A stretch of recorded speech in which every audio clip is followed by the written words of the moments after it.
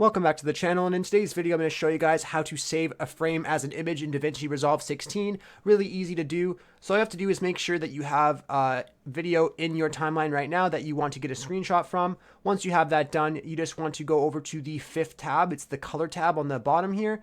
You want to click on that and it'll bring you over to the screen like this. And then all you have to do is just scroll on your video and find a position where you want to get a still from. So I'll take a still from right here. Once you find your position, you just want to right click on the image and click on grab still, and it will bring over your still right here in the top left.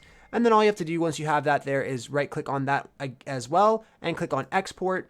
And then you'll be able to pick a location here that you want to put your still.